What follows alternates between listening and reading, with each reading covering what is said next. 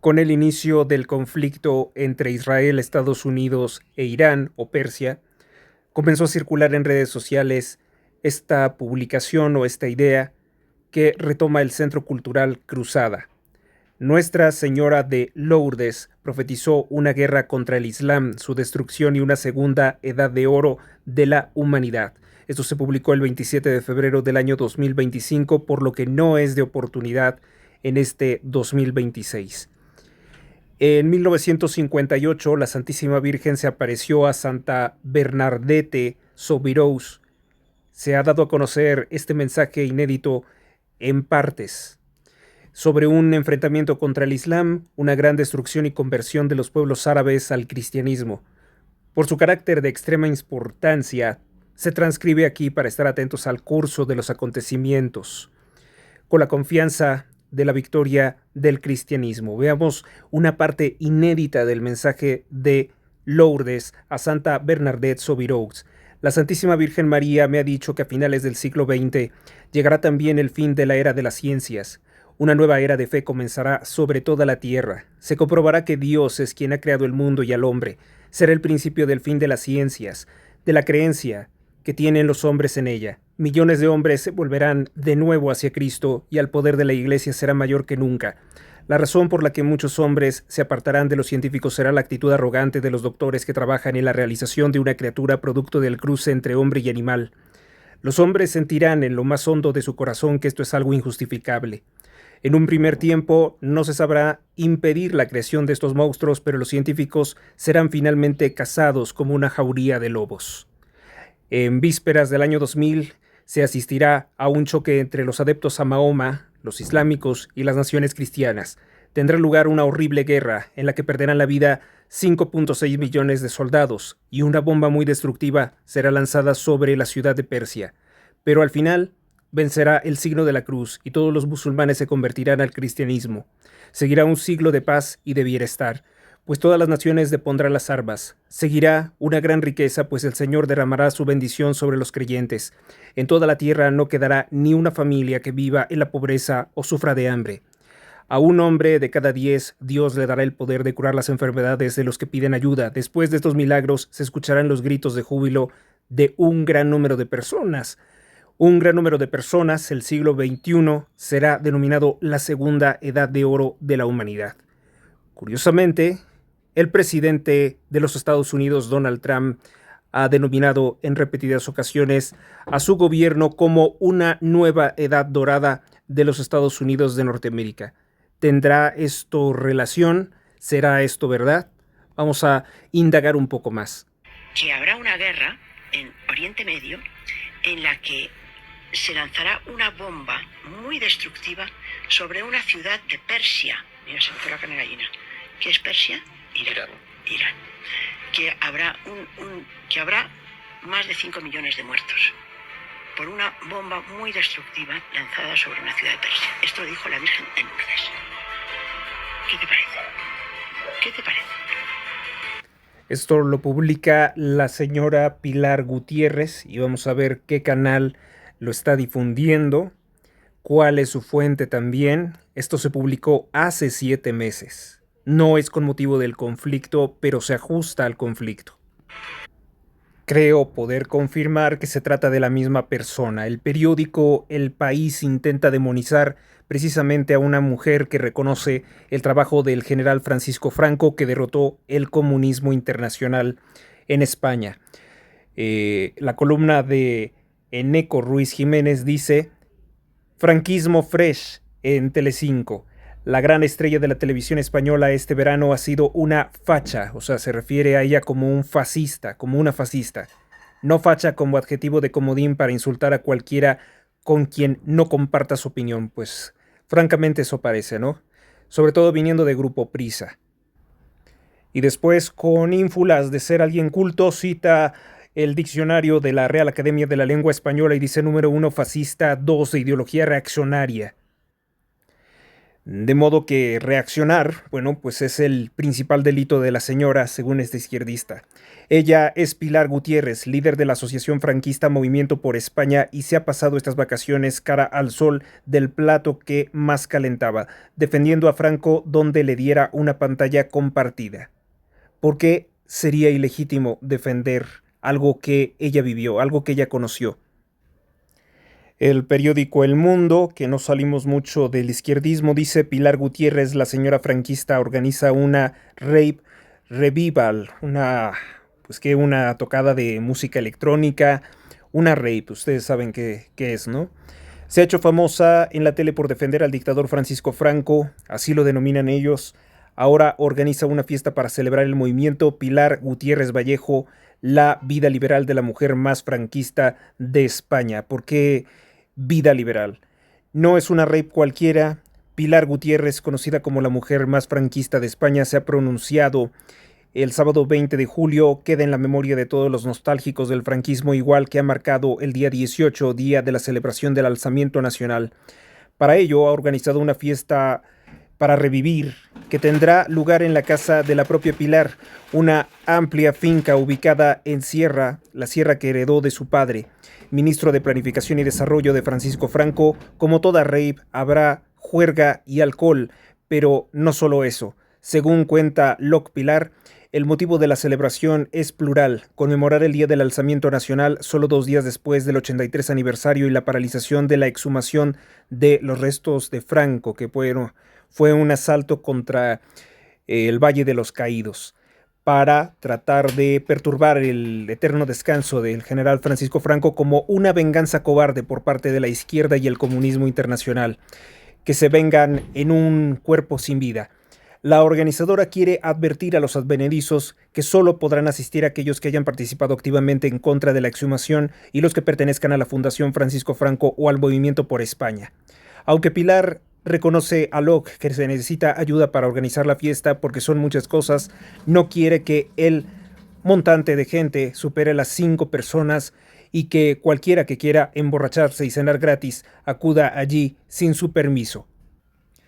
Bueno, como puede verse, pues esto tampoco es una columna imparcial, es un ataque. ¿Y quién lo escribe? Hasta es algo gracioso, ¿no? Quien lo escribe se llama Inmaculada Cobo. Acá también tenemos otra publicación, y esto es de la cadena de televisión conocida como La Secta. En España se le conoce como La Sexta. La autodeclarada mujer más franquista de España, detrás de la plataforma de víctimas y afectados por C-19. La plataforma, que fue creada por el usuario de Twitter Richard Pinault. No confundir con François Pinault, el esposo de Salma Hayek, no sé si tengan alguna relación. Autor de diferentes bulos en redes sociales, cuenta con Pilar Gutiérrez Vallejo como psicóloga. Obviamente, La Sexta es una cadena de televisión vacunofanática, vacunofílica, que obviamente va a atacar, desacreditar, y sobre todo viniendo de una mujer que reconoce el trabajo del general Francisco Franco con sus sombras y con sus luces. El pasado 5 de abril se puso en marcha la plataforma de afectados y víctimas de inyecciones de COVID-19, una plataforma especialmente dirigida a la crítica de la gestión del gobierno durante la pandemia y cuya psicóloga autonombrada franquista Gutiérrez Vallejo es la que ha adelantado a Infolibre esta información. También dice que la plataforma de afectados es una cuenta de Twitter, ahí la están viendo. El impulsor es Richard Pinault, quien se autodenomina doctor sin otorgar el centro sanitario en el que trabaja, y fue responsable de difundir que Manuela Carmena poseía un respirador en su casa, difundiendo 2 de los numerosos bulos que se han extendido durante la crisis de la pandemia. Pero es indiscutible que Manuela Carmena, que sí la ubico, tuvo un exceso, una postura vacunofanática, vacunofílica, en todo momento, negando cualquier efecto adverso, que sí los hubo. Lo cierto es que se desconoce la identidad real del propio Pinault. Según se ha podido comprobar por el propio diario Infolibre, no existe ninguna persona registrada con dicho nombre en los servicios de información telefónica, ni la propia Gutiérrez Vallejo negó conocerlo personalmente. La Sexta dice que el propio líder de Vox, Santiago Abascal, ha anunciado a través de Twitter su apoyo a la plataforma, reconociendo que este grupo parlamentario donará una subvención en marzo y abril a la Asociación de Víctimas del C-19. Esta misma formación también ha participado el pasado miércoles en una convocatoria virtual en una protesta a la actuación del gobierno de Pedro Sánchez durante la crisis, que fueron confinamientos, golpes y mucha desinformación. 400,000 personas conectadas a través de YouTube con el lema Gobierno dimisión, que dimita Pedro Sánchez. ¿Y qué podemos decir? Que bueno, pues la reaccionaria cadena de televisión de extrema izquierda La Sexta, pues obviamente no quiere que Pedro Sánchez dimita. Siguiente. Bueno, a mí me gusta conocer mucho acerca de las personas cuando hacen una publicación tan polémica, tan estridente, como decir que la Virgen de Lourdes habla sobre que caerá una bomba en alguna ciudad de Persia y ocasionará 5.6 millones de fallecidos. No me he remitido directamente a la fuente de cuando se dio este mensaje y que se le habría dado a Bernadette Sobeirous. Pilar Gutiérrez Vallejo, nuevamente atacada por el periódico El Mundo, la vida liberal de la mujer más franquista de España. Comenta de forma despectiva que era hija del ministro de Planificación y Desarrollo de Franco y que se dedicó a ser una hippie, según este periódico. Pasó su vida en Estados Unidos, Brasil y España. La exhumación de los restos del dictador, el ducado y el futuro Meirás, los frentes abiertos de los Franco. Pilar Gutiérrez es una señora que tiene 65 años de edad, vive en la casa que heredó de su padre, lo remarcan mucho, ni modo que viva donde. El ministro de Planificación y Desarrollo de 1973 al 76. Una amplia finca rodeada de arbustos y flores, ubicada en la sierra madrileña, custodiada por sus perros e innumerables gatos, uno de ellos llamado Caudillo.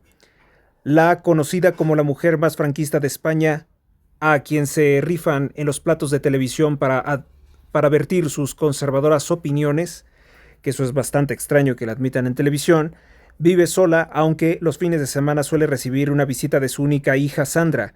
Ella, su mano derecha, es el fruto de la relación que mantuvo con un joven con un atractivo brasileño con el que se terminó casando. Pilar vivió los últimos coletazos del franquismo, pero desde los 90 tiene claro cuál sería su principal causa: la divulgación de la verdad histórica sobre el franquismo. Comenta ella sobre su conexión con Francisco Franco cuando trabajaba como azafata y traductora en el Congreso. Dice: tenía un carisma que me estremeció, era muy viejecito y delgadito, pero tenía un aura. Es un poco como lo que sentía la gente por Juan Pablo II, comentó. Aquí comenta algo interesante, dice que su padre en algún momento llegó a ser ejecutivo del Banco Mundial y comenta: fíjate que dictador era Franco, que ya desde entonces quiso hacer ministro a mi padre, y los que estaban en ese momento en el Ministerio de Planificación y Desarrollo no lo permitieron. Los del Opus, se refiere obviamente a la organización Opus Dei, que a mí constantemente me atacan y desacreditan, hasta que asesinaron a Carrero Blanco y ya el caudillo se impuso, y ahí es cuando entró en el gobierno su padre. Repito el nombre de su padre: Joaquín Gutiérrez Cano, que fuera ministro de Planificación de algunos años del gobierno del general Francisco Franco. Yo lo he comentado con anterioridad que una de las cosas que perjudicó precisamente el gobierno de Franco fue el Opus Dei. El Opus Dei incluso posteriormente fue dueño de 2 periódicos que utilizaban para atacar a Franco desde la postura antifranquista. Después de que falleció el general Francisco Franco, ella vivía en España y vio con buenos ojos la llegada del rey Juan Carlos I de Borbón, hasta que se dieron cuenta que era un traidor a todo lo que juró. Deshonró a Franco, que era como su padre. Los Borbones son un desastre. Franco es Sagitario como yo y somos tan confiados, siempre creemos que la gente va a actuar bien y luego no.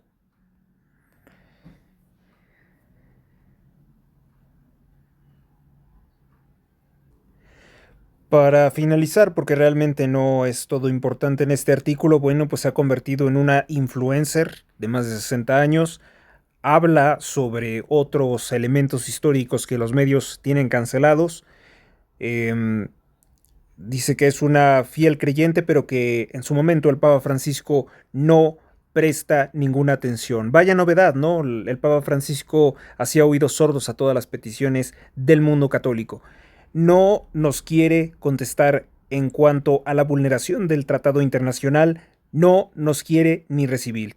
Le hemos mandado 5,000 firmas y no da señales de vida, y fue hace 2 semanas, declaró, por ejemplo, sobre el Papa Francisco. Tampoco ve con buenos ojos el papel de la reina Leticia en España. Lisa comenta: me la trae al pairo. Sé que es republicana, o sea, es socialista, es masón. Encontramos que lee libros de brujería, compra libros de brujería, eso no es un mito, y que trabajó con el grupo Prisa, es decir, El País, aquí en México una amplia variedad de medios, blanco y botella, y en botella. Y concluye: la franquista se siente amenazada por algunos sectores de la sociedad y no es la primera vez que ha sufrido de amenazas. El otro día casi me tiran una manzana en la cabeza mientras me ha llegado a decir tiro en la nuca, Pilar. Ella presume de no vivir con miedo. Su próximo objetivo es ganar la campaña y dar en adopción varios gatos que le han nacido. No consigo controlar la población.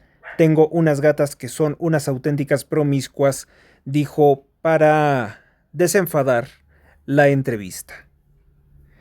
Pero obviamente que los medios no tienen una buena postura sobre pues sus comentarios políticos. Navegando un poco por internet encontré este blog que hace una publicación del año 2007, ya hace algunos años. Se llama Los signos de los tiempos. Es obviamente un blog de carácter confesional católico, no sé de quién sea, y tiene algunas citas a pie de página donde hace cita de algunos textos en alemán como Der Schwarzbrief, número 47, diagonal 1998, Verlag Klaus Metter Clausen, de Lippstadt, Deutschland, ¿no? Alemania. Bajo la advocación de Nuestra Señora de todos los pueblos, aprobada por la Iglesia, por intercesión de la Virgen y fruto de las apariciones, ¿qué es lo que dice, lo que diría este mensaje acerca de Persia? Se dice que estos mensajes fueron revelados posteriormente, no inmediatamente después de 1958, sino que esta parte que habla sobre Persia habría sido revelado el 4 de noviembre de 1998, en que se publicó en esa revista alemana que acabo de comentar. No es algo que esté reconocido por tanto por la Iglesia Católica, pero se publicó en esta revista alemana. En 1979, Bernadette escribió al Papa León XIII para presentarle los mensajes de Dios para el futuro. De estas 5 profecías, 4 ya se han cumplido. La carta considerada perdida durante 120 años ha sido encontrada por el padre Antoine Lagrand en el Vaticano cuando buscaba documentos sobre milagros de Lourdes. Antoine o Antoine la Grande. Esta carta al Papa, escrita por Bernadette justo antes de su muerte, está formada de 5 mensajes que le dio la Virgen sobre los acontecimientos de este siglo y el venidero después del año 2000. El contenido de la carta no ha sido publicado jamás y las personas consultadas en el Vaticano afirmaron que se había extraviado.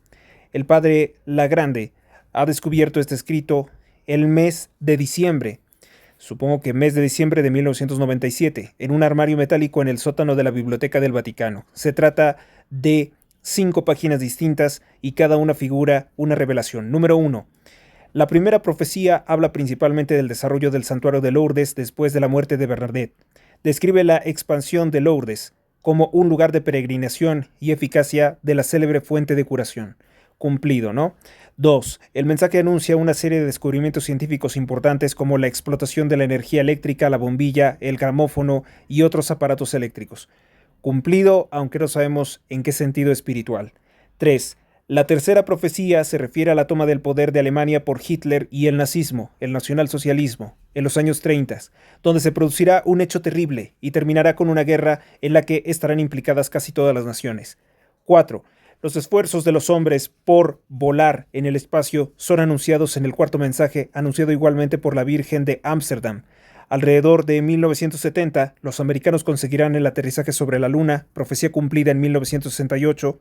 En 1969, cuando el americano, y masón por cierto, Neil Armstrong, puso su pie en la Luna. 5. La última y más tardía de las profecías dice: la Santísima Virgen me ha dicho que a finales del siglo XX llegará también el fin de la era de las ciencias, una nueva era de fe comenzará sobre la tierra, se comprobará que es Dios quien ha creado el mundo y al hombre. Lo que ya hemos comentado, nos saltamos esta parte, la actitud arrogante de los doctores que trabajan en la realización de una criatura producto del cruce entre el hombre y un animal, eso llevará a los hombres a rebelarse contra esta dictadura de horrores que propiamente ni siquiera sería ciencia. En víspera del año 2000 se asistirá a un choque entre los adeptos de Mahoma y las naciones cristianas. Bueno, ya desde aquel entonces se comenzaba a dar la invasión islámica por ese plan que hizo un conde austriaco-japonés de apellido Khaledi. Y bueno, eso es lo que dice el mensaje básicamente. Y entramos en más y más y más misterios, porque si revisamos los comentarios, pues hay cosas que se prestan mucho para la atención del misterio, pero si queremos ir a las fuentes concretas, tenemos que preguntar por este tal sacerdote Antoine Lagrande. Ese es el concepto, ese es el nombre fundamental. Saber qué fue de este sacerdote, por qué afirmó esto, realmente encontró la carta de Bernadette Soubirous en el sótano de la Biblioteca del Vaticano, o es simplemente una leyenda más de las redes sociales. Aquí tenemos, por ejemplo, alguien llamado así, no puede ser.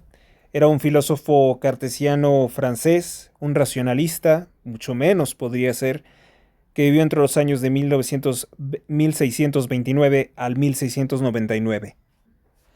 Bueno, pues para todo lo importante que se supone que hizo Antoine Lagrande, no aparece registro de él por ninguna parte, ni como sacerdote, ni como el hombre que habría encontrado presuntamente la carta con el quinto misterio que no habría revelado el Vaticano. El Vaticano no tiene ni siquiera una postura de negar o de afirmar esta historia sobre que en Persia va a caer una bomba, que va a matar 5.6 millones de personas y después vendrán mágicas conversiones del mundo islámico a Cristo y que comenzará una nueva edad dorada. Pues no lo hay.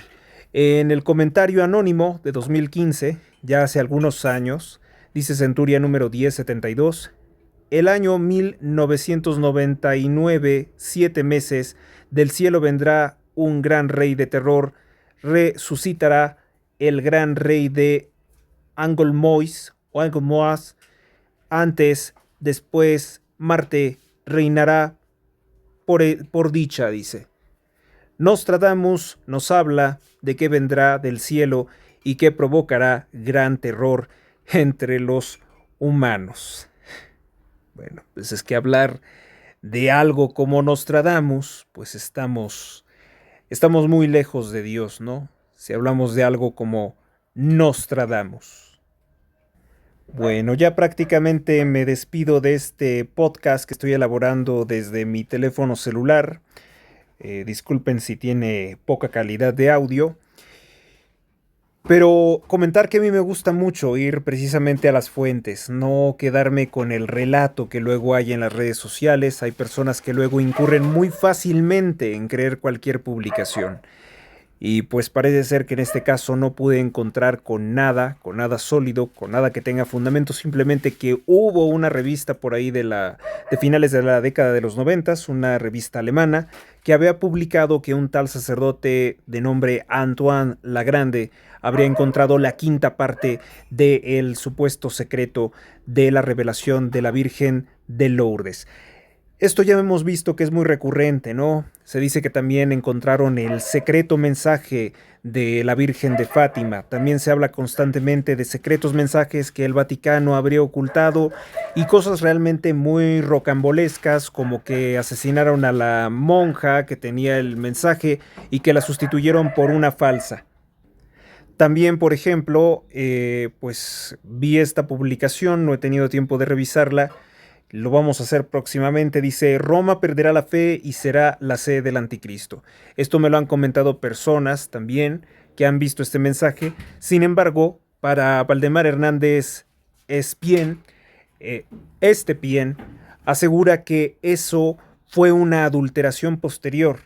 Dice, muchos saludan esta frase a los mensajes de la Virgen de la Salette en Francia 1846, pero no es cierto.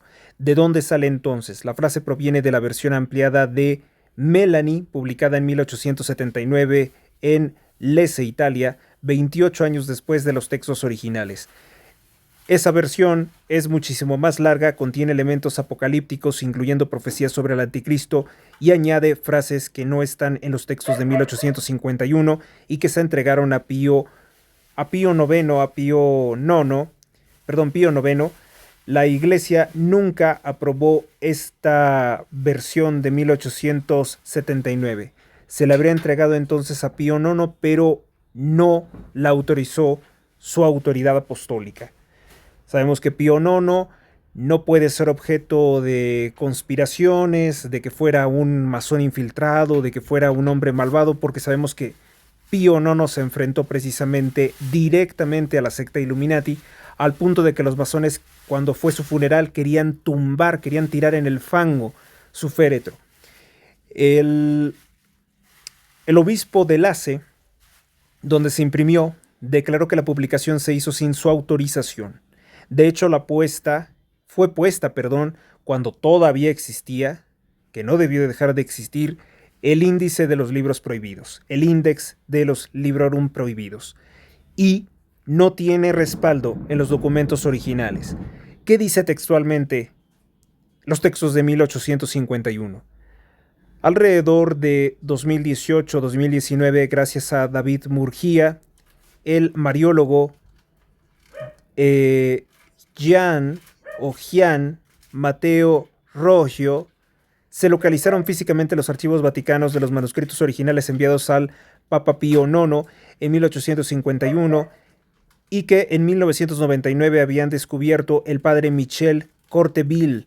Son dos manuscritos separados, uno escrito por Melanie y otro por Maximin, los dos videntes de la Salette. Cada mensaje es distinto porque la Virgen dio distintos mensajes a cada vidente. El texto de los secretos. El secreto escrito por Maximin. Lo que dice en francés es que el 19 de septiembre de 1846, está en francés, vamos a la parte traducida, nos saltamos esto, dice, el 19 de septiembre de 1846 vimos una bella dama, nunca dijimos que esta dama era la Santísima Virgen, pero siempre dijimos que era una bella dama. No sé si es la Santísima Virgen u otra persona. En cuanto a mí, creo que hoy es la Santísima Virgen.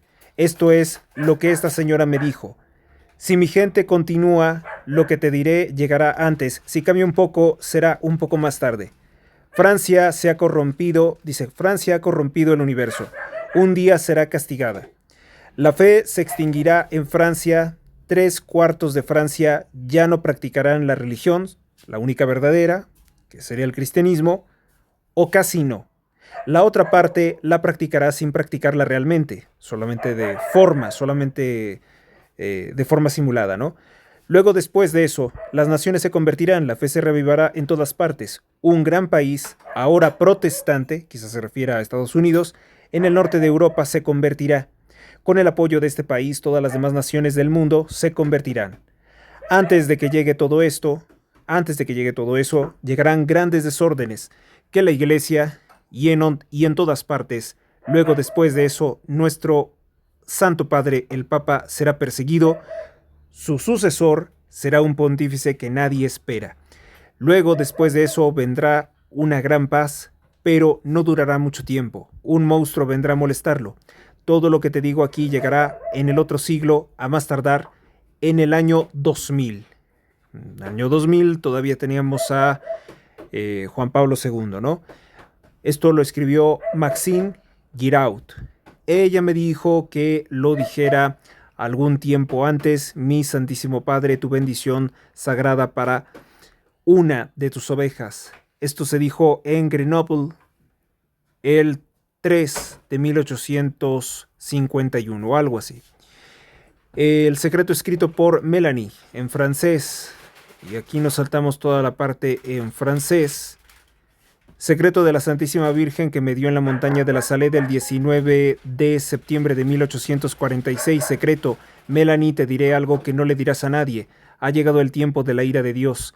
Sí, cuando le dices a la gente lo que te he dicho hasta ahora y lo que aún te pediré que digas, si después de eso no se convierten, si no hacen penitencia y no cesan de trabajar el domingo, si continúan blasfemando el santo nombre de Dios, en una palabra, si la faz de la tierra no cambia, Dios se vengará de las personas desagradecidas y esclavas del demonio.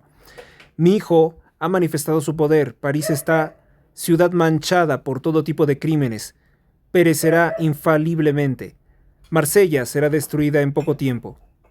Curioso que mencione la Marsella porque con Emmanuel Macron, pues se practican muchos asesinatos por parte de la mafia albanesa. Cuando lleguen estas cosas, el desorden estará completo en la tierra, el mundo se entregará a sus pasiones impías. El Papa será perseguido por todos lados, le dispararán, querrán matarlo, pero nadie podrá hacerlo. El vicario de Dios triunfará nuevamente esta vez. Los sacerdotes y las hermanas y los verdaderos siervos de mi Hijo serán perseguidos y varios morirán por la fe de Jesucristo. Una hambruna reinará en el mismo tiempo. Después de todo esto que haya llegado, muchos reconocerán la mano de Dios sobre ellos, se convertirán y harán penitencia por sus pecados. Un gran rey subirá al trono y reinará unos años. La religión volverá a florecer y se extenderá por todo el mundo y habrá una gran abundancia. El mundo, contento de no faltar a nada, caerá nuevamente en sus desórdenes, abandonará a Dios y será propenso a sus pasiones criminales. Entre los ministros de Dios y los esposos de Jesucristo habrá algunos que se extraviarán y eso será lo más terrible. Por último, el infierno reinará en la tierra. Será entonces que el anticristo nacerá de una hermana, pero ay de ella, muchos creerán en él, pero él afirmará haber venido del cielo y ay de los que crean en él. Ese tiempo no está lejos, no pasarán 2 veces 50 años, no pasarán 2 veces 50 años, quiere decir que es en menos de 100 años. Hija mía, no dirás lo que te acabo de decir, no se lo dirás a nadie, no dirás si algún día debes decirlo, no dirás lo que le concierne, finalmente no dirás nada más hasta que te diga que lo digas. No es que quiera cuestionar, ¿no? Lo que dice la Virgen, pero ¿por qué no podría decirlo si es tan importante? Ruego a nuestro Santo Padre, el Papa, que me dé su santa bendición. Esto lo escribió Melanie Mathieu, pastora de la Saled en Grenoble, el 6 de julio de 1851. Bueno, esto es parte supuestamente todavía del mensaje original, supongo. Y luego vendría... ¿Dónde está la parte? No está la parte. Una transliteración que dice: Roma perderá la fe y será sede del anticristo. Entonces es una transliteración de los párrafos que dice que después de esta época de paz, de un buen rey que vendrá, dice, se recuperará la fe, pero después, como el mundo va a ser muy bonito, nuevamente van a caer en los excesos, dice las poblaciones. Por aquí lo dice, ¿no? Por aquí lo vimos por aquí. Entonces, pues será entonces cuando aparezca supuestamente el anticristo, que vendrá de una hermana, se supone por tanto que será de una mujer católica, de una monja o de qué. Que sabemos que sí, que en efecto la élite quiere inventarse que el anticristo van a ser de su linaje, probablemente del linaje Sinclair, unido a los Rothschild o algo parecido. Puede ser también, por ejemplo, algún aristócrata de la casa de Hannover, algún líder pseudo religioso. Y aquí, bueno, pues no se han hecho esperar los comentarios de quienes se tomaron el tiempo, supongo yo, para leer el texto de Valdemar. Dice que falso no, pues se está cumpliendo la profecía. Otros dicen será mentira, pero sí, que se está cumpliendo. La profecía se está cumpliendo. Hay desorden. La mayoría de las profecías que hoy día se atribuyen a los santos o apariciones son falsas, es decir, apócrifas. Cito algunos ejemplos de los papas de San Malaquías y los 3 de tinieblas de San Pío Y, una cosa que se le atribuye a San Pío, que nunca dijo, pero fue creado con inteligencia artificial, y las 1000 versiones que rondan el supuesto tercer secreto de Fátima, etcétera, etcétera. Pues Dafer Zapata tiene mucho de razón, hay profecías falsas, pero entonces sí lo dijo, ¿no? Sí lo dijo Melanie Mathieu, mas la iglesia no lo reconoció. Esto es distinto a lo que habíamos comentado de la Virgen de Lourdes, que como ustedes lo pudieron ver en el desarrollo de este podcast, nunca encontramos nada parecido. 1, 2, 3. Melanie Calvat, 7 de noviembre de 1831 en Corps Isère, al 14 de diciembre de 1904 en Altamura, Italia. Fue una joven pastorcita que relató haber sido testigo junto con el joven Maximin Giraud de la aparición de la Santísima Virgen de La Salette en Isère el 19 de septiembre de 1846. Ahí estamos viendo una imagen de la joven pastorcita. Sabemos que Dios ha tenido predilección desde tiempos del rey David, del rey profeta, por los pastores. Porque pues tiene, supongo, la alegoría del buen pastor que conduce el rebaño de Dios por el buen camino.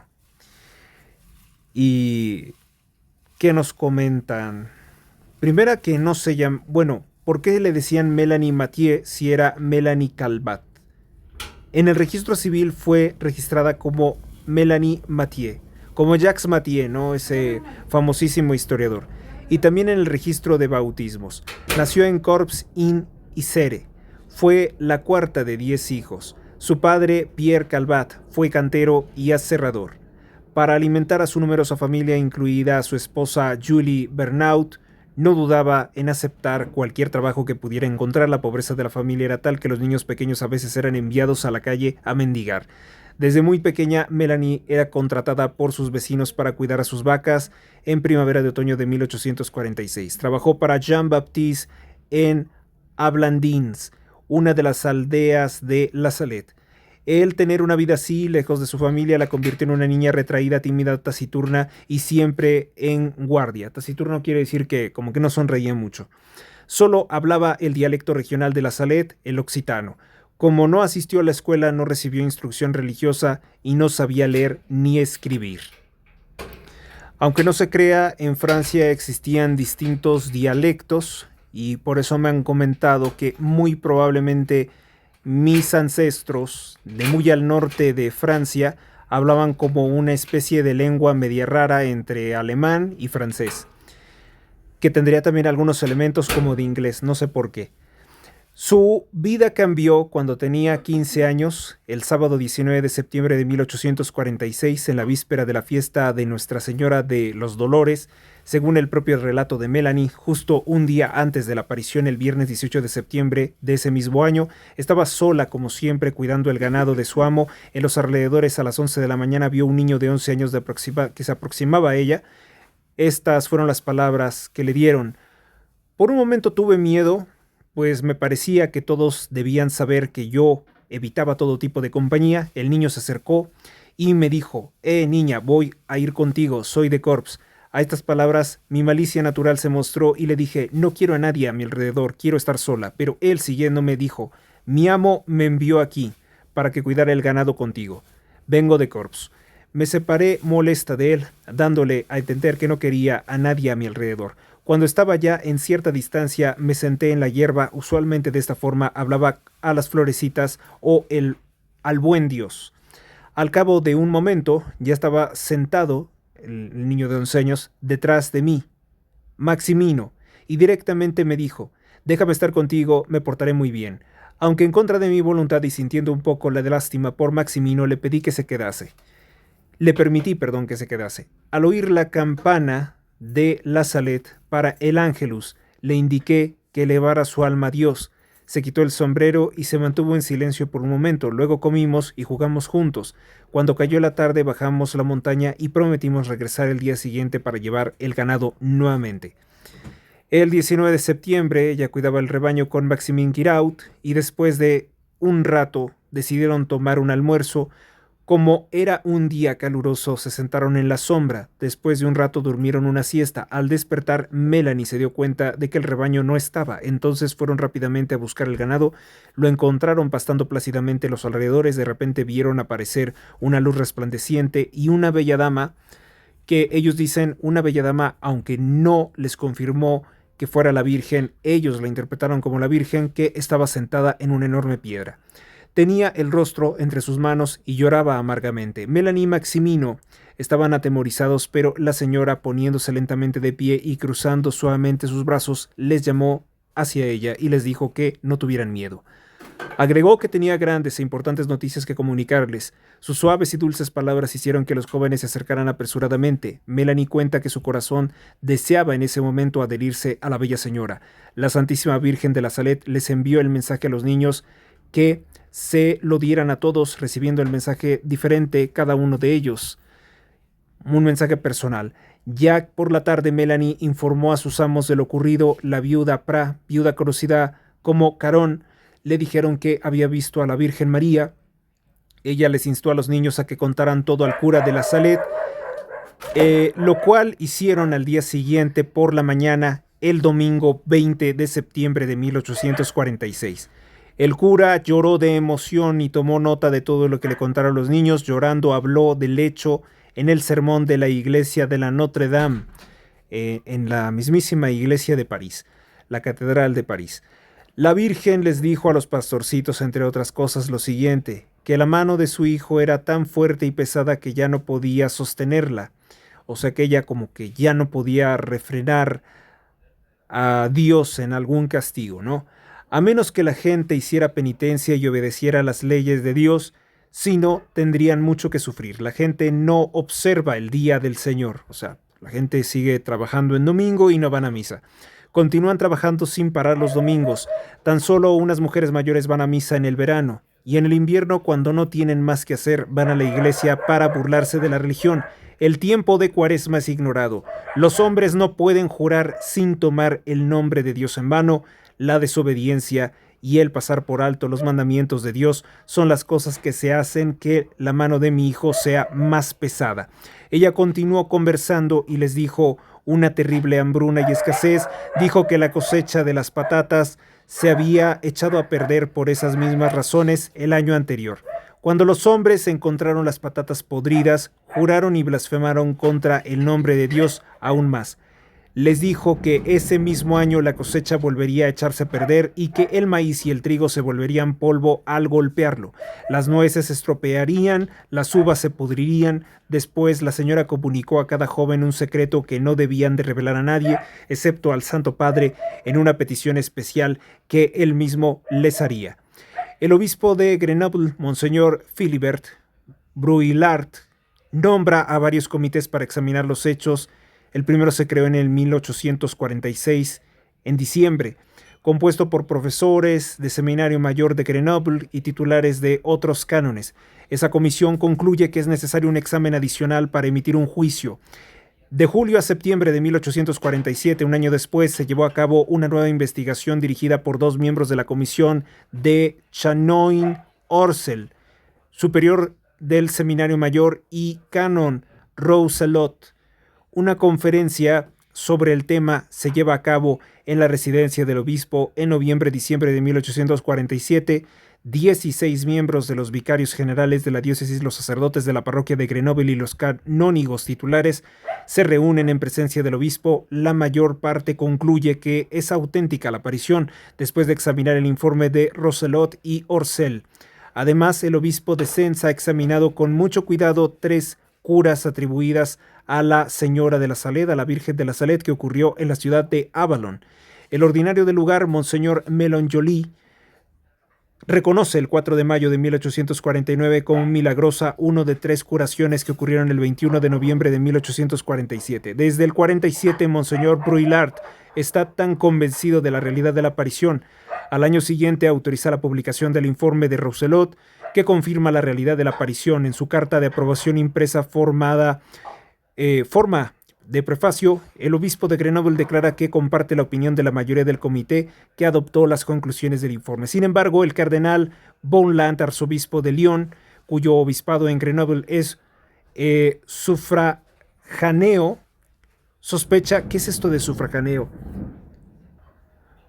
Se llama obispo de sufragáneo al obispado independiente del arzobispo en cuya diócesis se halla. Obispado dependiente del arzobispo en cuya diócesis se encuentra. Sufragáneo, o sea, sometido a su autoridad. El cardenal Bonald no quiere creer en la aparición de la Saled y sospecha que es un engaño. El cardenal exige a los niños que confíen su secreto, afirmando que tiene un mandato del Papa. Esto era verdad, no sabemos. Los niños finalmente acceden a esta solicitud. Melanie, sin embargo, exige que su texto sea llevado directamente al Papa. Es bajo esta condición que el obispo de Grenoble envía 2 representantes a Roma. El texto de los 2 secretos privados se transmite a Pío IX, al Papa Pío IX, el 18 de julio de 1851. Puede que precisamente el Papa Pío IX haya desafiado a la élite Illuminati, pese a ya no contar con el apoyo de ningún ejército cristiano porque habían sido eliminados por la revolución. Puede ser que precisamente por conocer este mensaje, este importante mensaje, haya tomado esa postura, haya tenido esa confianza de enfrentarse al mal directamente. Parece que el procedimiento fue favorable, ya que la decisión de Monseñor Brulart, modificado de acuerdo con los comentarios del cardenal Lambruschini, prefecto de la Sagrada Congregación de Ritos de Roma, firmada el 18 de septiembre de 1851 y publicado el 10 de noviembre de 1851, este documento el obispo de Grenoble promulga este juicio. Juzgamos que la aparición de la Santísima Virgen a los 2 pastores, 19 de septiembre de 1846, en la parroquia de la Salette, conlleva todas las características de la verdad y de los fieles que tienen razones para creerla innegable y cierta.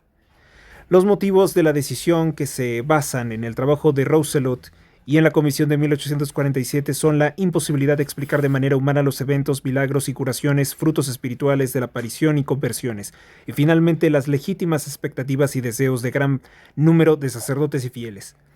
El 16 de noviembre de 1851, el obispo de Grenoble emitió una declaración de que la misión de los pastorcitos había terminado y que el asunto estaba ahora en manos de la Santa Iglesia. El obispo, especialmente con la aprobación de la Iglesia, se refería a la revelación original del 46 y no a las atribuciones posteriores. O sea, solamente a lo del 46 y no a los otros mensajes que en efecto dijo Melanie. Por tanto, no faltan a la verdad cuando dicen que Roma se convertirá en apóstata y sede del mal, sede de un anticristo, porque sí lo dijo, pero eso ya no lo reconoció como tal la autoridad eclesiástica. ¿Por qué no lo reconoció y por qué no se ha pronunciado tampoco para rechazarlo? Confuso, ¿no? Ojalá y Pío IX, o a lo mejor sí dejó algún documento Pío IX, que yo no tengo conocimiento. La Saled inmediatamente despierta gran fervor en la sociedad francesa, también convoca a discusiones ardientes. Los pequeños visionarios se sienten perturbados por los interrogatorios incesantes, las amenazas violentas por parte de opositores políticos y eclesiásticos y también los ataques de fervor. Esto obviamente molesta directamente el legado de la jacobina, de la franquista Revolución Francesa. Melanie es especialmente venerada como Santa Bernadette Soubirous en su tiempo, dice algún tiempo después. Todo esto socava el equilibrio de las 2 visiones, de los 2 visionarios. Melanie tendrá dificultades para vivir una vida religiosa equilibrada y Maximin, una vez ingresado en el seminario que abandona pronto, también tendrá dificultades para llevar una vida normal. Algo por ahí ocurrió, ¿no? Esos detalles no sé si los tenga presente la Iglesia, la jerarquía católica, o sean omitidos también por los denominados biógrafos, cronistas. Esto da para mucho más, para mucho más da esto. La vida como religiosa. Después de la aparición del 46, Melanie es internada en el convento de las Hermanas de la Providencia de Corenec, cerca de Grenoble, donde se llevó a cabo una investigación sobre la aparición. A los 20 años, ella entra en el convento como religiosa. En el 1850, se convirtió en postulante de la orden y en octubre del 51 el velo lo asume con el nombre de Sor María de la Croix, o sea, Sor María de la Cruz. Durante su estancia en Corenec, se dice que solía sentarse en medio de oyentes cautivados y contarles historias de su infancia. En el 58, Monseñor Brulart murió en 1860, o sea, renunció en el 53 y falleció en el 60. Al comienzo de 1854, su sucesor, Monseñor, este nombre es Yo-No-Yak,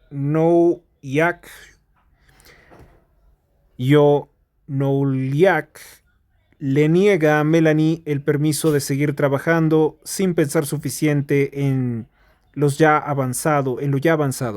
Melanie protesta que la verdadera razón de esta negativa fue que el obispo busca ganar el favor de este alcohólico, descendiente de Napoleón III, ¿no? El alcohólico que hizo tanto daño también, porque es el que en cierta forma sus acciones ocasiona la separación de la Nueva España de España, porque él interviene en España y eso lo utiliza el agente Illuminati, el fornicario y asesino Miguel Hidalgo y Costilla, para comenzar a hacer una revuelta violenta en la Nueva España, que tiene que ver también con el hecho de que la orden jesuita ya estaba infiltrada por la logia Illuminati. Esto enciende las alarmas en gran parte de Europa, expulsan a los jesuitas bajo malos informes, porque los expulsan a todos de la Nueva España, de Portugal, de Italia, y esto ocasiona que se queden en México pues varias otras órdenes religiosas que, igualmente infiltradas por la mafia Illuminati, diseminan todos estos libros de liberalismo, de los cuales devora las ideas el mal sacerdote Miguel Hidalgo y Costilla, que termina incluso haciendo una cosa herética, que fue usar la imagen de la Santa Virgen de Guadalupe para promover la violencia, sobre todo utilizando como grupo de choque a los pueblos indígenas, porque es larga la historia en que la izquierda en México se aprovecha de las personas de esta etnia.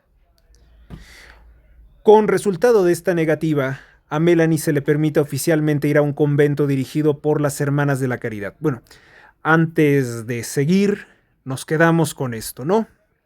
Esto va directamente a mis archivos mentales sobre, pues, la corrupción, el tráfico de influencias que llegó a ser precisamente Napoleón III. Ese Napoleón III, yo estoy seguro que es el mismo. Si los tiempos no nos fallan, Napoleón III de 1808 a 1873, pues sí, es el mismo que termina traicionando también al Partido Conservador Mexicano, el que termina traicionando a Maximiliano de Habsburgo, porque Maximiliano de Habsburgo no acepta una exigencia del Gran Oriente de Francia para tener influencia directa sobre México. Adivinen que el Gran Oriente de Francia quería exactamente lo mismo que el satanista Benito Juárez García: la eliminación de la Iglesia de cualquier papel político, público, en la vida de México. Entonces, pues iba a ser lo mismo. Por tanto, Maximiliano, no sé si no lo aceptó porque no quería, porque hay rumores de que era masón, pero no lo he podido confirmar, o no lo dejaron aceptar esta exigencia del Gran Oriente de Francia, personajes tan honorables como Miguel Miramont. Que hay que recordar que Miguel Miramont, el general Miguel Miramont, fue el presidente más joven de la historia de México y se le conoce como el joven Macabeo. Era también uno de los niños héroes y fue asesinado en el Cerro de las Campanas junto con el emperador Maximiliano por órdenes del masón grado noveno del Rito Nacional Mexicano, que es el equivalente al 33, Benito Juárez García, traidor a la patria que intentó vender a México en 6 ocasiones a las logias de Estados Unidos. Y quienes han participado en las conferencias del historiador mexicano y doctor en psicología, el doctor Juan Bosco Abascal Carranza, pues nos comentó precisamente esto, que el gran escritor de la ciencia ficción de Francia, Víctor Hugo, le escribió al tirano Benito Juárez para salvar la vida de Miguel Miramont y del emperador Maximiliano de México. Dice, ¿sabías que Víctor Hugo, autor del Jorobado de Notre Dame, por cierto que se convirtió en una película de Disney con la banda sonora de Luis Miguel, escribió una carta a Benito Juárez? Conoce el texto en el que elogiaba a este traidor a la patria, a Benito Juárez, como el benemérito de las Américas, pero le pedía precisamente, quizá elogiándolo, quizá utilizando un poco la lisonja, para que dejara en libertad a estas personas, y Benito Juárez, que era el tirano más taciturno de la historia de México, sin tener ningún fundamento legal, ordena que los fusilen en el Cerro de las Campanas. ¿Qué fue de esto? Bueno, pues en 1867 Maximiliano se negó a abandonar a sus seguidores en México, levantó el gobierno de imperio y se instaló en Querétaro, donde fue asediado durante varias semanas.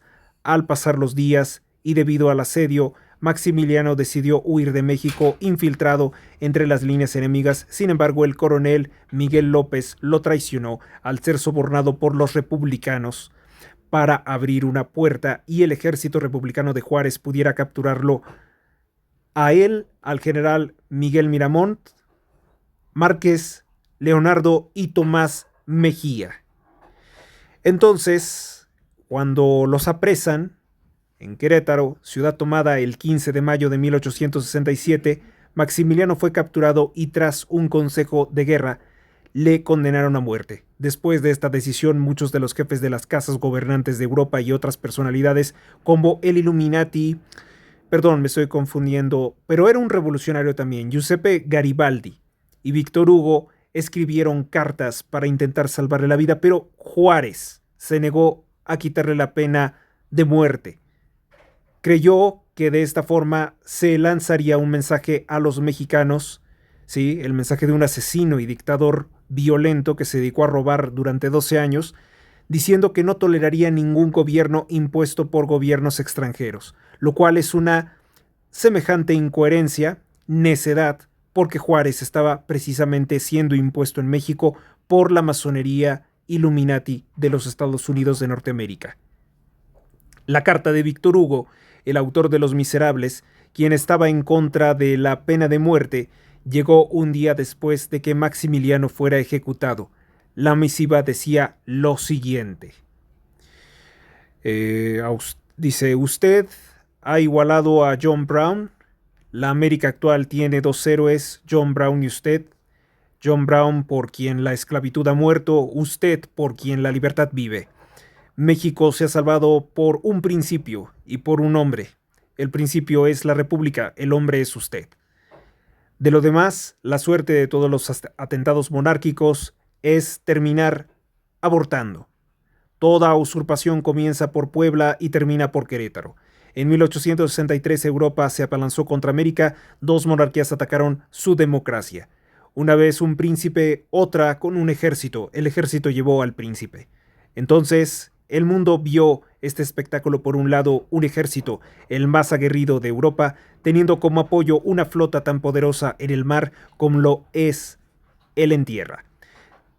Teniendo como resultado todas el dinero de Francia, con un reclutamiento siempre renovado, un ejército bien dirigido, victorioso en África, en Crimea, en Italia, en China, valientemente fanático de su bandera, dueño de una gran cantidad de caballos, artillería y municiones formidables.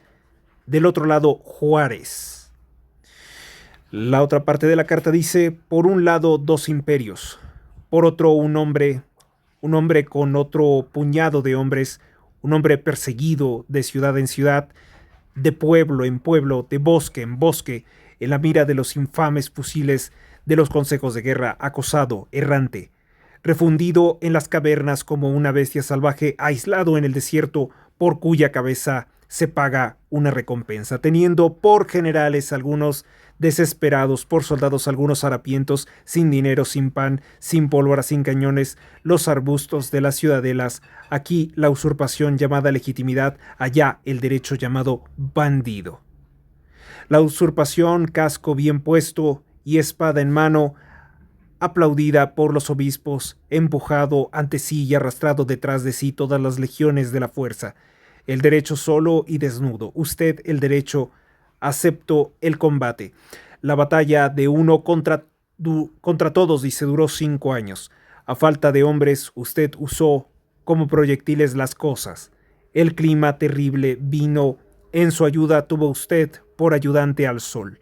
Tuvo por defensores los lagos infranqueables, los torrentes llenos de caimanes, los pantanos llenos de fiebre, las malezas mórbidas, el vómito prieto de las tierras calientes, las soledades de sal.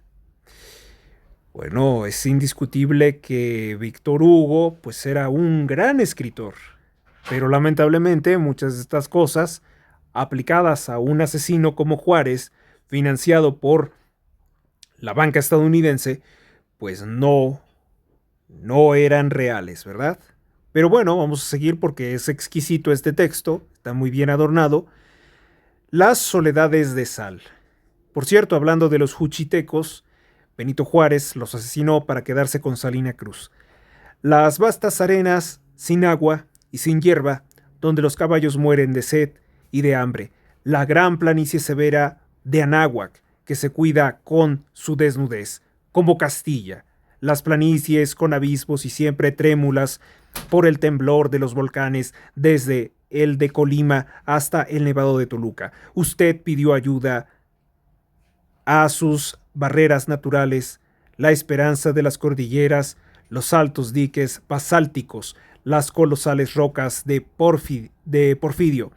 Usted llevó a cabo una guerra de gigantes combatiendo a golpes de montaña. O sea, prácticamente la versión fabulosa que tenía Víctor Hugo, pues era como que la naturaleza, ¿no? Se había rebelado contra Maximiliano y defendía de alguna forma inexplicable a Benito Juárez, que pues es mucha fantasía. Tercera parte de la carta, bueno, pues después de todo este enorme elogio, y un día, después de 5 años de humo, de pólvora, de ceguera, la nube se disipó y vimos a los dos imperios caer. No más monarquía, no más ejército, nada sino la enormidad de la usurpación en ruinas, y sobre estos escombros un hombre de pie, Juárez, y al lado de este hombre la libertad. Usted hizo tal cosa, Juárez, y es grande, lo que le queda por hacer es más grande aún. Qué interesante, ¿no? Escuche, ciudadano presidente de la República Mexicana, acaba usted de vencer a las monarquías con la democracia. Usted les mostró el poder de esta, muéstreles ahora su belleza. Después del rayo, muestre la aurora. Al cesarismo que masacra, ojo, caudillismo, ¿no? El César, el emperador. Al cesarismo que masacra, muéstrele la república que deja vivir. Porque entonces Víctor Hugo sí creía, al menos en el discurso de la república. A las monarquías que usurpan y exterminan, muéstreles el pueblo que reina y se modera. A los bárbaros, muéstreles la civilización. A los déspotas, los principios. Otorgue a los reyes frente al pueblo la humillación del deslumbramiento. Acábelos mediante la piedad. Los principios se afirman sobre todo brindando protección a nuestro enemigo. La grandeza de los principios está en ignorar. La grandeza de los principios está en ignorar. Los hombres no tienen nombre ante los principios. Los hombres son el hombre. Los principios no conocen sino de sí mismos, sino a sí mismos. En su estupidez augusta no saben sino esto, la vida humana es inviolable. Ahí ya, pues obviamente le había dado la oportunidad de ser grande, ¿no? El perdonar, el dejar vivir a Maximiliano, el decir aquí somos un país de instituciones, pues no. Juárez era un asesino y se comportó como un asesino. Y las repúblicas que son ateas no tienen respeto por la vida porque la vida no les importa absolutamente nada al no ser considerada imagen y semejanza de Dios. En la parte cuarta de esta carta dice: oh venerable imparcialidad de la verdad, el derecho sin discernimiento ocupado solamente en ser derecho. ¡Qué belleza! Es importante que sea frente a aquellos que legalmente habrían merecido la muerte cuando abjuremos de esta vida, de hecho la más bella caída del cadalso que hace adelante. La más bella caída del cadalso se hace delante del culpable. Que el violador de principios sea salvaguardado por un principio, que tenga esa felicidad y esa vergüenza. Que el violador del derecho sea cobijado por el derecho, despojándolo de su falsa inviolabilidad, la inviolabilidad real, pondrá usted al desnudo la verdadera, la inviolabilidad humana. Que quede estupefacto al ver que del lado por el cual él es sagrado es el mismo por el cual no es emperador. Es una carta magnífica, ¿no? Si los republicanos, ¿no? Si los liberales fueran realmente esto, pues estaríamos en otro mundo, ¿no? Pero ustedes saben que ellos dicen toda esta clase de cosas y realmente no la practicaron, ¿no? Los horrores del pueblo de la Vendée, cómo lo exterminan los revolucionarios franceses, cómo guillotinan a los reyes de Francia sin ser necesario, la barbarie del criminal Benito Juárez, el benemérito de las Américas, el tipo que se plagió una cita de La Paz Perpetua de Immanuel Kant, entre otras cosas. Un tipo de apenas 1,40 m de estatura, un ladrón y un asesino de la peor naturaleza. Un masón que traiciona a la iglesia que le enseñó a leer y escribir. Etcétera, etcétera, etcétera. Un asaltante de iglesias también, por cierto. ¿Qué más? ¿Qué más podemos decir de esto? Que utilizaba el dinero público para prestárselo a sí mismo y comprarse carruajes que hoy sería el equivalente a un Porsche 911, sería el equivalente a un Lamborghini Gallardo, etc. Galardo le dice, ¿no? Que quede estupefacto al ver que del lado por el cual él es sagrado es el mismo por el cual no es emperador. Que este príncipe que no se sabía hombre aprenda que hay en él una miseria, el príncipe y una majestad del hombre. Nunca se presentó una oportunidad tan magnífica como esta. Se atreverán a matar a Berezovsky en presencia de Maximiliano sano y salvo. Uno quiso matar a un rey, el otro a una nación. Juárez, agadar a la civilización, ese paso inmenso. Juárez, abolid sobre toda la tierra la pena de muerte. Que el mundo vea esta cosa prodigiosa. La república tiene en su poder a un asesino, un emperador. En el momento de arrollarlo, se da cuenta de que es un hombre, lo suelta y dice: eres del pueblo como los demás, vete. Pues mire, ya nada más por cuestión de tiempo, pero esta carta, pues sí podemos finalizarla, ¿verdad? Vamos a finalizarla. Porque fíjese que esta carta es tan valiosa porque deja retratado plenamente a Benito Juárez como un asesino cruel e irracional. Dice entonces, aquí está esta parte, ya pasamos la tercera, la cuarta. Oh venerable imparcialidad de la verdad, del derecho sin discernimiento, ocupado solamente en ser derecho, qué belleza. Ya pasamos a esta parte. Quinta, por encima de todos los códigos monárquicos de los que caen gotas de sangre, habrá la ley de la luz. Eso suena bastante luciferino. Y en medio de la página... porque Víctor Hugo también era masón, por cierto. Y en medio de la página más santa del libro supremo, que se vea el dedo de la República posado sobre esta orden de Dios. No matarás. Y bueno, ¿por qué los hijos de Lucifer cumplirían con no matarás si su padre es el asesino desde el principio? Como se lo dijo así a un grupo de fariseos, por cierto, Cristo. Estas dos palabras contienen el deber. Usted cumplirá ese deber. El usurpador será perdonado y el libertador no ha podido serlo. Lástima. Hace 2 años, el 2 de diciembre de 1859, tomé la palabra en el nombre de la democracia y pedí a Estados Unidos la vida de John Brown. No la obtuve. Hoy pido a México la vida de Maximiliano. ¿La obtendré? Sí. Y tal vez en estos momentos ya ha sido cumplida mi petición. Maximiliano le deberá la vida a Juárez. Y el castigo, preguntarán, el castigo, helo aquí. Maximiliano vivirá por la gracia de la República. Atentamente, Víctor Hugo. ¿Qué respondió Juárez? Nada, ¿no?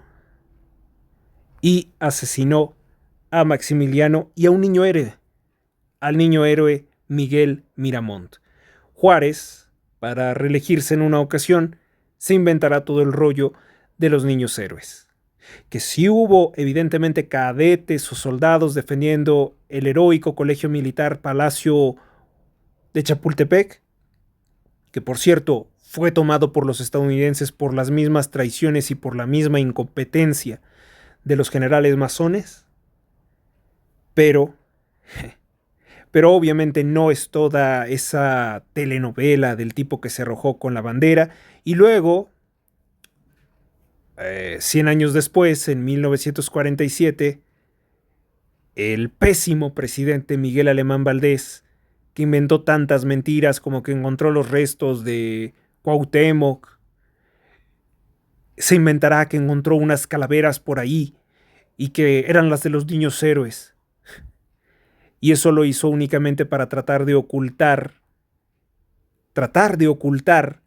que vino el presidente Truman y prácticamente se hizo un comentario que fue bastante ofensivo para los mexicanos sobre que el robo del 55% del territorio nacional mexicano o su apropiación, porque hubo también un pago, quedaba olvidado con una ofrenda floral, lo cual hizo que varios cadetes o militares nacionalistas quisieran atacar la embajada de Estados Unidos en México, y entonces Miguel Alemán se tuvo que inventar todo el rollo de que encontró los esqueletos de los niños héroes. Fabuloso, ¿no? Fabulosas mentiras, ojalá sí trabajaran. Bueno, y estoy un poco reintegrando mis archivos mentales, estoy un poco recargando de información todo esto. ¿Por qué? Porque Melanie Calvat, quien recibió el mensaje de la Virgen de la Salette, comenta que el religioso que intentó censurarla, echarla al olvido, estaba en connivencia con el emperador masón Napoleón III. Por cierto que entonces yo entiendo que Víctor Hugo no se llevaría bien con Napoleón III, ¿verdad? No le gustaba el emperador. Pero que era un emperador republicano. Bueno, estos sistemas híbridos tan extraños, ¿no? Cuando el monarca es masón, entonces dicen que puede haber una especie de república, que es liberalismo, ¿no? Como es el caso de la Inglaterra masónica. Vamos a esa parte en la que dice, bueno, Melanie protesta que la verdadera razón de esta negativa fue que el obispo busca ganar el favor de Napoleón III. Como resultado de esta negativa, a Melanie se le permite oficialmente ir a un convento dirigido por las Hermanas de la Caridad. Esta orden está dedicada al trabajo arduo para ayudar a los pobres, y Melanie entra en contacto con el sentido común, lo que la cambia de adulación, a ver, entra en contacto con el sentido común, lo que la cambia de adulación o adulación. No, esto no sé qué significa, esto más bien es un error de alguien que lo escribió. Ella continúa hablando sobre las apariciones y el complot masónico para destruir la Francia católica. Después de 3 semanas, sin embargo, regresa a Corps para continuar su educación. Me llama, incluso más que la profecía, la atención cuál era la opinión de Melanie sobre la masonería. Napoleón III en el poder, los republicanos están agitados y los realistas están trabajando para restaurar un rey católico en Francia, es decir, anular la criminal Revolución Francesa. La controversia política domina Francia y la Iglesia se esfuerza por permanecer neutral. Melanie, por lo tanto, causa dificultades en la jerarquía, continúa repitiendo las palabras de la Virgen María y denunciando la masonería. El obispo, consciente de las simpatías apasionadas y abiertamente realistas de Melanie, se preocupa de que se involucre en la política y por lo tanto implica la devoción de Nuestra Señora de la Salette. Que implique, fíjese, entonces fue un sabotaje desde la misma iglesia. El obispo no quiere que la Virgen entre en la política. Melanie acepta la sugerencia de Monseñor Newsham, obispo de Darlington, quien la visita en Corenec, llegando a Carmel Darlington, en Inglaterra, donde llegó en 1855. Subrayada así la controversia de las políticas francesas, para gran alegría del obispado pronunció votos temporales en 1856. En 1858 Melanie escribió nuevamente al Papa para transmitirle parte del secreto que ella estaba autorizada a revelar ese año. Durante su estancia en Darlington, habla de toda una serie de sucesos extraños y milagros. El obispo Monseñor Hogarth le prohíbe hablar en público de estas profecías. ¿Por qué? Ella no pronunció el voto final. Cuando ella quiere salir e intentamos abrazarla, arroja cartas sobre el muro de la cerca para que la gente sepa que la secuestran, que está secuestrada. ¿Por quién? Por la iglesia. Deseando evitar cualquier escándalo, el obispo de Hogarth la acompañó a la Marsella. En 1860 el Santo Padre la liberó de su promesa de permanecer enclaustrada en el Carmelo para que pudiera continuar cumpliendo su misión y regresó al continente. Luego ingresa en la congregación de las Hermanas de la Compasión en Marsella bajo el nombre de Hermana Zenaida. Una de las hermanas, Mary, está designada para ser su compañera. Se queda en el convento de Cefalonia, Grecia, donde ambas salieron para abrir un orfanato. Luego se quedan un tiempo en la Carmelita de Marsella. Melanie regresa a las Hermanas de la Compasión, donde en octubre de 1864 es admitida como novicia, siempre que no revele su identidad, pero pronto es reconocida y casada por desobediencia. A principios del 67 se fue con su compañera y después de una breve estancia en el Cuerpo y la Salette, se establecieron en Castellammare, cerca de Nápoles, donde el obispo local, Monseñor Petaña, supongo que le da la bienvenida. Melanie reside allí durante 17 años escribiendo su secreto, que incluía el gobierno de una futura fundación religiosa. Controversia. La controversia, mientras tanto, bajo los auspicios del obispo de Grenoble, se crearon órdenes religiosas, la Salette, para cuidar de los peregrinos y difundir el mensaje de la visión. Melanie hace saber que la aparición la había autorizado a dar estas órdenes, sus nombres, sus reglas, sus hábitos. El de los hombres debe de llamarse la Orden de los Apóstoles de los Últimos Días, de las mujeres la Orden de la Madre de Dios. Cuando el obispo se negó a cumplir con sus demandas, crear estas órdenes religiosas, ella habló directamente con el Papa León XIII, quien le concedió en una audiencia privada, habló con ella el 3 de diciembre de 1878. Mientras tanto, alrededor de 1873, Melanie escribió nuevamente su mensaje personal con el sello del cardenal Sisto Riario Sforza, arzobispo de Nápoles, y con la aprobación del Papa Pío IX. El mensaje es lanzado oficialmente por la misma Melanie Calvat el 15 de noviembre de 1879 bajo el título de Aparición de la Virgen en la montaña de la Salet, y recibe el visto bueno de Monseñor Salvatore Luigi Sola, obispo de Lace cerca de Nápoles, que en su diócesis protegió a Melanie y la ayudó. Desde el principio, el mensaje 1873 es explotado por anticlericales y masones franceses para atacar a los católicos en el país. La fusión resultante alcanzará el prestigio de La Salet, relegada al rango de lugar menor de peregrinación católica en medio sueño. O sea, dice que habría un complot entre anticlericales que no necesariamente pertenecen a una sociedad secreta como la masonería, pero podrían muy bien pertenecer a alguna secta como el grupo LGBT, como el club de las abortistas, feministas, cualquiera que tenga algún coraje, resentimiento contra la iglesia. Como resultado de esta publicación comienza una disputa histórica sobre lo que era parte del secreto y lo que no era parte del secreto o que se agregó después, que continúa hasta la fecha de hoy, por cierto. En 1880, el obispo de Troyes denunció ante el Santo Oficio el libro que recibió en imprimatur, enlace y a su vez, al cardenal Próspero Caterini. Secretario de esta congregación le respondió públicamente, así como el obispo de Castellamare y a otros miembros de la jerarquía que el Santo Oficio está insatisfecho con la publicación de este libro. Su deseo expreso es que cada copia que se ha puesto en circulación debe, en la medida de lo posible, retirarse de las manos de los fieles. Posteriormente, el Vaticano pone este libro en el índice de los libros prohibidos.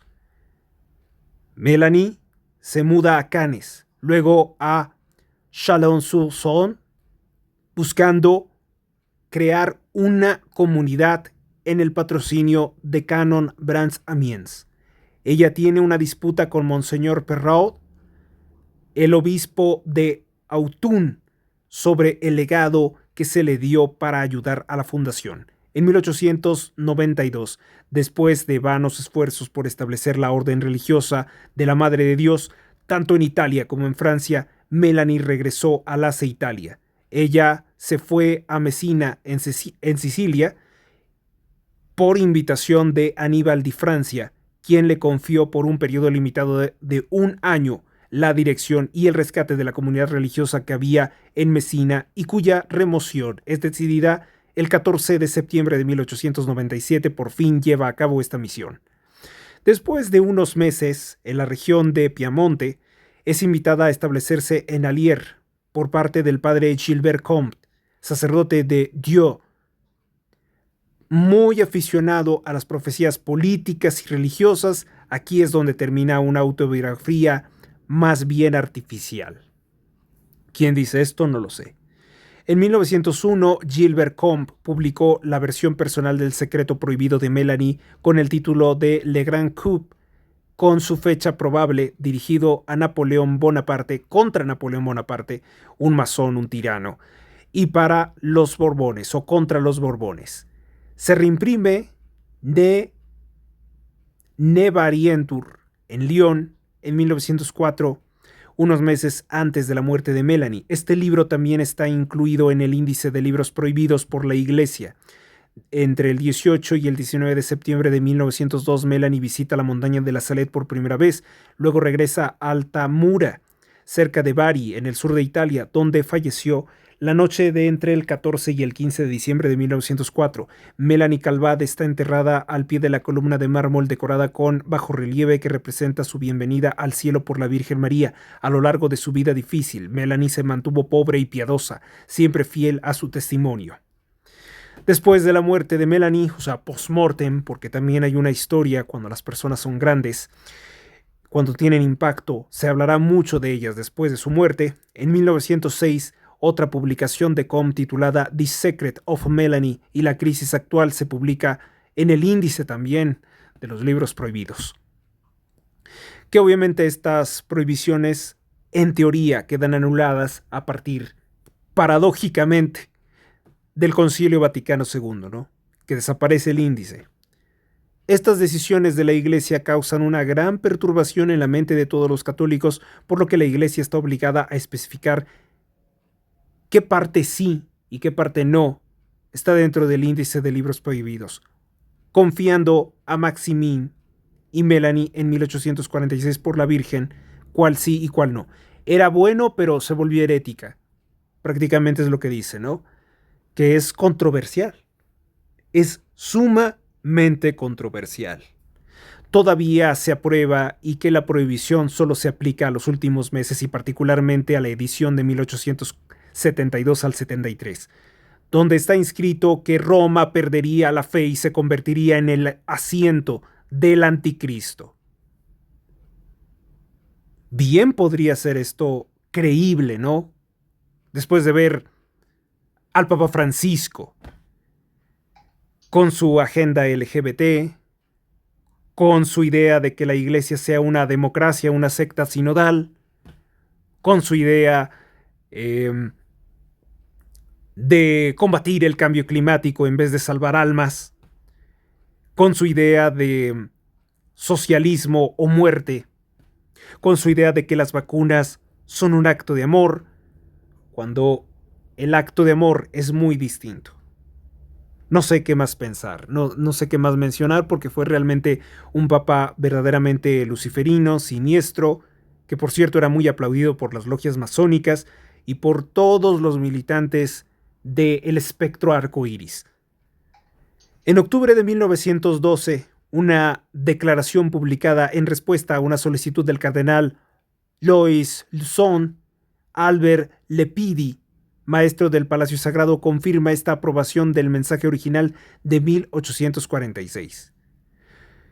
Una vez más, bajo el pontificado de Benedicto XV, la Iglesia debe dar detalles sobre el caso. El Papa publica una advertencia oficial o pontificio oficial que reconoce las muchas versiones del secreto y sus diferentes formas, pero prohíbe que los fieles o el clero estudien, discutan sin su permiso, sin el permiso de los obispos, el admonitum.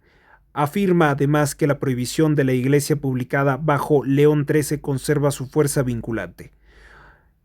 Prácticamente dice que León XIII, uno de nuestros papas favoritos porque es el que hace la oración a San Miguel Arcángel, sería uno de los que habría autorizado una prohibición a otra parte del secreto de Melanie, pero esto yo no lo he visto. Desde el Concilio Vaticano II, es decir, yo no he leído una encíclica de las muchas que tuvo León XIII hablando contra Melanie. Desde el Concilio Vaticano II, las reglas relativas a la discusión de visiones se ha relajado y se ha eliminado el índice de los libros prohibidos. El libro de Melanie fue reeditado y la discusión se reanudó. Quiero ese libro, lo voy a conseguir. Los obispos franceses en general, Monseñor Jacques-Marie Achille, Guinouliac, el nuevo obispo de Grenoble, que tuvo que salirse antes del final del Concilio Vaticano II por oponerse a la declaración de la infalibilidad papal, es un gran oponente del secreto, a veces con vehemencia porque no acepta las advertencias del mensaje sobre las ambiciones políticas de Napoleón III y el lamentable estado infeliz en el que generalmente describe al clero. Repito, los obispos franceses, el nuevo obispo de Grenoble que tuvo que salir antes del final del Concilio Vaticano II por oponerse a la declaración de la infalibilidad papal, es un gran oponente del secreto de Melanie, a veces con vehemencia porque no acepta las advertencias del mensaje de Melanie sobre las ambiciones políticas del emperador masón y alcohólico Napoleón III. Después de su muerte, muchos intentos no logran finalmente establecer órdenes religiosas relacionadas con las apariciones de la Salette. El Seminario Católico francés informa el 5 de enero de 2011 que Aníbal María di Francia la sostuvo por muy inteligente y con gran penetración mental. San Aníbal, que había conocido a Melanie, también la consideró como una gran santa. ¿Qué entonces podemos decir? Semejante escándalo me acabo de recetar. Semejante archivo acabo de integrar en mi mente. O sea, Melanie Calvat, bien, no fue considerada santa, aquí lo podemos ver, no fue beatificada. Todo bien, estaba bien, pero finalmente el clero consideró que, pese a que su mensaje sí fue auténtico, el mensaje que le dio a la Virgen, en otra etapa de su vida, cuando se pone a denunciar abiertamente a la secta infeliz, a la secta impía de la masonería, Melanie se desvió del camino correcto. Raro que lo diga la iglesia, ¿no? El mismo clero que por aquel entonces termina traicionando a los cristeros, por ejemplo. Los cristeros que luchaban contra el satanista Plutarco Elías Calles, el asesino de 250,000 católicos. ¿No sería que lo que había dicho Melanie ya se estaba haciendo realidad? Porque la infiltración Illuminati dentro de la iglesia, al menos en la orden jesuita, ya era una realidad en aquel entonces. Las visiones de la Virgen le dijeron a Melanie, por lo visto, que militara abiertamente contra la secta edomita, contra la secta del rey Herodes. Necesitamos el libro de Melanie, ese libro que fue puesto probablemente con injusticia en el índice de los libros prohibidos. Pero, de momento, lo que nos deja esto es un llamado a tomarse más las cosas en serio y a tener mayor militancia y devoción. Y a no creer tanto en lo que digan los religiosos, porque parece ser que hay religiosos que no cumplen con su deber. Según Gemini, el libro que estoy buscando se llama Aparición de las tres Saint Virgin sur Montagne de la Salette. La aparición de la Santísima Virgen en la montaña de la Salette, publicado por ella misma en Lecce, Italia, en 1879. No es el de años anteriores, por tanto este sería el libro prohibido. Aquí están los detalles sobre por qué se considera prohibido o restringido. El contenido es controversial, ya lo vimos, ¿no? Roma perderá la fe y se convertirá en la sede del anticristo. La restricción eclesiástica debido al tono apocalíptico y las críticas al clero. El Santo Oficio en 1880 expresó su desaprobación y pidió que se retiraran los ejemplares de su circulación. El índice de los libros prohibidos, aunque Melanie murió en 1904, una edición posterior de sus revelaciones fue colocada en el Index Librorum Prohibitorum. Diferencia con el secreto original, la controversia radical en esta versión publicada en 1879 era mucho más larga y contenía ideas añadidas años después de la aprobación original de 1846. Otros libros que también se mencionan es Le Grand Cope de 1901 de Gilbert Combe, que contiene la versión del secreto de Melanie, que fue igualmente incluido en el índice de libros prohibidos. ¿Qué podemos decir? Entonces tenemos que conseguir estos dos que nos vamos a estudiar, nos vamos a recetar, que es Le Grand Cope de 1901 y este que ya mencioné, La aparición de la Santísima Virgen en la montaña de la Salette de 1879. Así que, pues contrario a lo que publica nuestro conocido, nuestro amigo Valdemar, pues no es un tema tan sencillo, ¿no? No es un tema que ya se haya pronunciado la iglesia y que la iglesia, el actual clero, pueda decir que tiene la última palabra, cuando sobre todo se ve mucha heterodoxia. Este sería el libro prohibido. No, este no es, tal vez, o sí. Es que tiene que ser forzosamente el que publica ella por su cuenta, sin la censura, vamos a decir, del clero. tiene que ser el de 1870 en adelante. Este sería el libro. Creo que este es el libro. Porque es la edición de 1905 del Secreto de la Saled.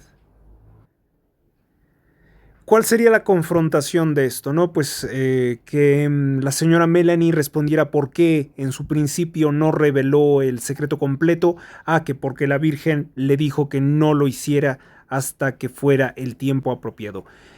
Probablemente, ¿no? Si quieres que analice todo este documento, te darás cuenta que esta empresa es pues algo onerosa. Aquí, por ejemplo, para adquirir este libro de 34 páginas, me solicitan un pago de 509 pesos, como mínimo.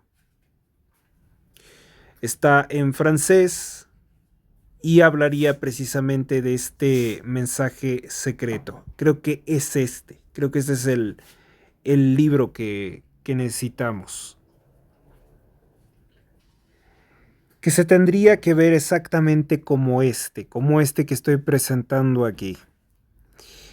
Conozco a alguien que conoce a alguien que a su vez conoce a alguien que tal vez nos podría ayudar a conseguir este importante libro.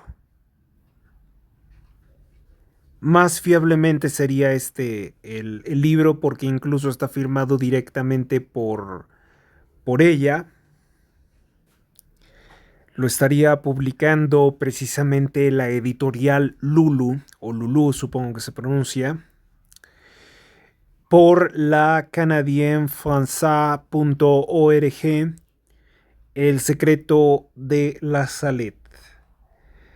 Relato de la aparición de la Santísima Virgen María en el Monte de la Saled, 19 de septiembre de 1846, contiene el secreto revelado a Melanie Calvat sobre el futuro hasta el final de los tiempos. Este relato, que incluye el secreto revelado por la Santísima Virgen, recibido el visto bueno del obispo de Lace en 1878, que después fue prohibido, ¿no?, por el Santo Oficio. Además, hemos añadido un comentario del obispo Justin Febvre en 1907, extraído del volumen 44 de la Historia General de la Iglesia, una serie iniciada por el padre Darras. Este folleto es de gran importancia y debe distribuirse ampliamente. Lo vendemos a precio de coste, al igual que todas nuestras demás publicaciones. O sea, pues para tenerlo físicamente siempre será algo importante. ¿Cuánto solicitan? $3.21 más gastos de envío. Este es un facsimil, pero está en inglés. Yo creo que de todas formas, si es fiel, nos sirve perfectamente para propósito de nuestro estudio. Aunque la fecha no sé si sea coincidente, tendremos que revisarlo, porque tiene que ser el que se publicó después de 1879. Que esencialmente pues dice eso, ¿no? Esencialmente diría que Roma se volverá apóstata y será el lugar donde reinará el anticristo, el hijo del pecado. El que menciona a Jesucristo cuando dice: yo vine en nombre de mi Padre y no me recibieron, pero vendrá otro a su propio nombre y a ese sí lo recibirán. Ese es al que se refiere. Como la mayoría de los descendientes del linaje Illuminati han sido artistas venerados por la gente vulgar, como por ejemplo Katy Perry o Miley Cyrus, pues podría ser por ahí de alguno de esos pobres infelices, que nazca un tipo que se crea el Mesías y que haya un grupo de gente extraviada moralmente que quiera creer que sí, que en efecto ese es el Mesías, el que viene a traer el evangelio LGBT de aceptación de quién soy yo para juzgar, tipo el Papa Francisco, que ya falleció. Revisé detenidamente el documento y en este bonito libro no aparece lo de que Roma se volverá apóstata. al menos no con esas palabras. Hoy no creo poderlo conseguir, pero hay en el pasado libros digitalizados de la Biblioteca de Francia que es Gallica. Probablemente, y este sea el ejemplar que estoy buscando, L'Apparition très sainte Virgin, 19 de septiembre de 1846, pero fíjese que la edición es de 1930. ¿Pudiera ser este el libro censurado? Pudiera ser. Encontré el documento, pero por el momento rebasa a los objetivos de esta transmisión solamente 57 visitas. Soy el 57. Este es el documento que nos puede interesar. Pretende responder a las preguntas sobre si el clero decidió censurar a Melanie y el contenido de la profecía precisamente contra la corrupción del clero. Es un documento en francés, voy a tener que posteriormente traducirlo. Esta es la famosísima parte, dice, las estaciones cambiarán, la tierra producirá solo. A ver, la tierra... ¿Dónde estamos? Aquí. Las estaciones cambiarán, la tierra producirá solo malos frutos, las estrellas perderán sus movimientos regulares. Como resultado, la luna reflejará solo una tenue luz rojiza, el agua y el fuego darán movimiento al globo terrestre, terremotos, convulsiones y horribles que azotarán montañas, ciudades. Roma perderá su fe y se convertirá en la sede del anticristo.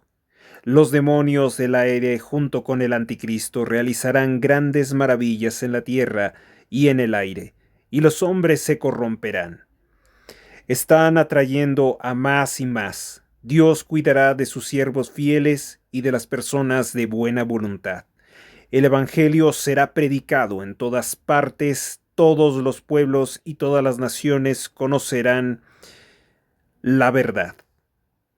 Hago un llamamiento urgente a la tierra, llamo a los verdaderos discípulos de Dios vivo y reinante en el cielo, llamo a los verdaderos imitadores de Cristo hecho hombre, el único y verdadero Salvador de la humanidad. Llamo a mis hijos, a mis verdaderos devotos, dice la Virgen, aquellos que han vivido según mi espíritu. Finalmente llamo a los apóstoles de los últimos días, a los fieles discípulos de Jesucristo, que vivían en desprecio del mundo y de sí mismos, en la pobreza y la humildad, en el desprecio y en la soledad, en la oración y la mortificación, en la castidad y la unión con Dios, en el sufrimiento y lo desconocido del mundo. Es hora de que salgan e iluminen la tierra. Vayan y muestren cómo mis hijos amados, yo estoy con vosotros, y en vosotros siempre que vuestra fe sea la luz que os guíe en estos días de infortunio, que vuestro celo, que seáis como los hambrientos de la gloria y el honor de Jesucristo. Luchad, hijos de la luz, pequeños número que ves allí, porque he aquí, tiempo de tiempos, fin de fines. La iglesia será eclipsada.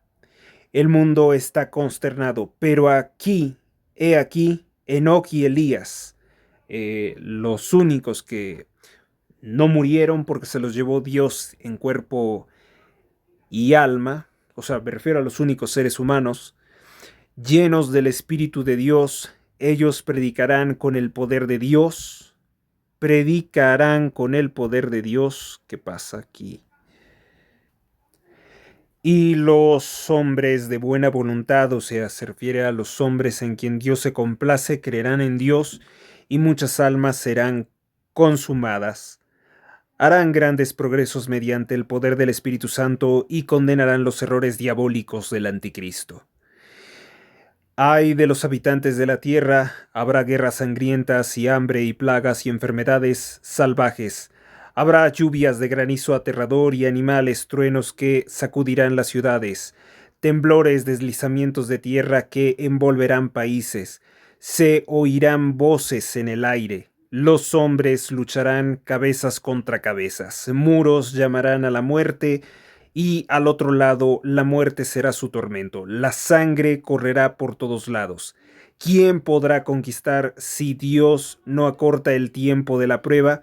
Que esto se asemeja mucho a lo que dice el Apocalipsis. Nadie sobreviviría si Dios no acortara este tiempo. Mediante la sangre, las lágrimas y las oraciones de los justos, Dios se dejará vencer, o sea, se dejará convencer. Se dejará conmover, es a lo que se refiere. Chir, Enoc y Elías serán condenados a muerte, la Roma pagana desaparecerá, fuego del cielo caerá y consumirá 3 ciudades, todas estas ciudades, el universo quedará aterrorizado y muchos serán engañados porque no han adorado al verdadero Cristo que vive entre ellos. Es el momento, el sol está oscureciendo, solo la fe vivirá. Este es el momento, el abismo se ha abierto. Este es el rey de los reyes de las tinieblas. Esta es la bestia con sus súbditos, que se hace llamar el Salvador. Beur del mundo. Se elevará orgulloso en el aire para alcanzar los cielos. Será sofocado por el aliento de San Miguel, se refiere a San Miguel Arcángel. El arcángel caerá y la tierra, que durante 3 días ha estado constante flujo, abrirá su seno lleno de fuego. Será arrojado para siempre y con toda su familia en los abismos eternos del infierno.